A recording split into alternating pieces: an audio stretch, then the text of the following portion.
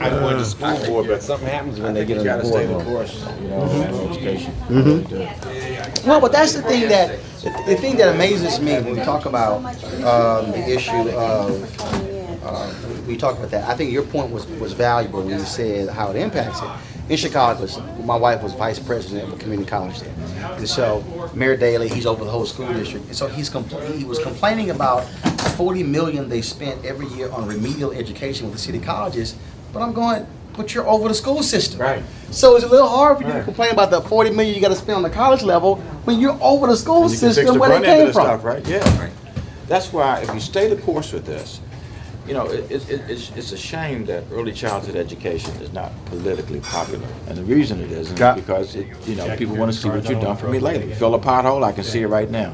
Invest in a 3-year-old, I won't see it for years. I went to the Mary Wright Edelman unveiled the State of Black Children in America at the National Press Club, and Jeffrey Canada was there.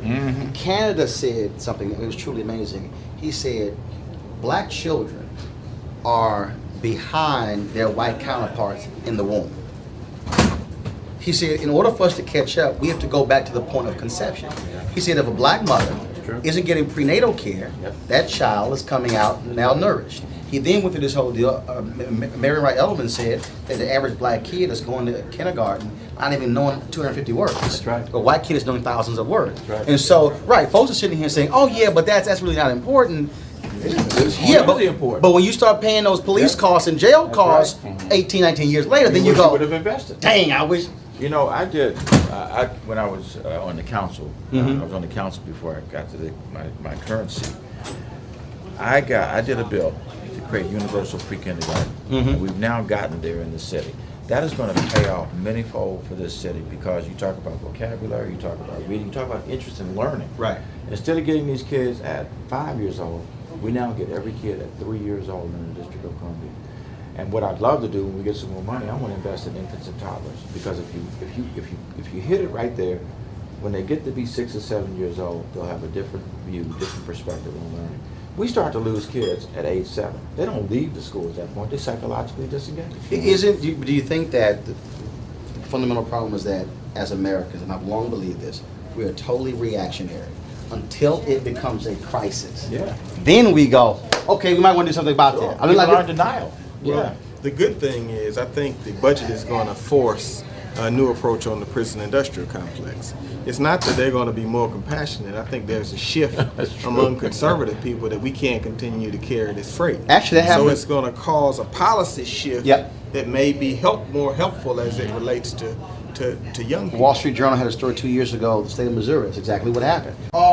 We might want to start sitting here not throwing everybody and their mama in jail and looking at alternatives. Right. Because the budget drove it, not the reality. But we've got to be ready when that happens to insert the thoughtful approach. Because we've been saying we would like a different approach all these years, where now fiscal realities are going to create the opening, not compassion or thoughtfulness. Pragmatism. One thing I think is we spend too much time making the comparison of the white gap. Why don't we set our own standards of what we want to be? Right. This really bothers me because, I mean, they look at all statistics every year, they make that same comparison, and it changes 1 decimal point between year to year, and yet we don't know what we want to be. You know what? My wife and I took control of 4 of my nieces, and when we raised my sister's twin girls, we got them when they were 1.5 years. We had them for a year. Went back to Texas. Then 2 years later, we took all 4. If I brought the 4 of those girls in here, I guarantee you in 30 seconds, you will be able to spot of the 4 which 2 we had at 1.5 years and which ones we didn't. I don't doubt it. They were so far ahead of their older sisters. They went to when they went back to Texas, they went back at 2.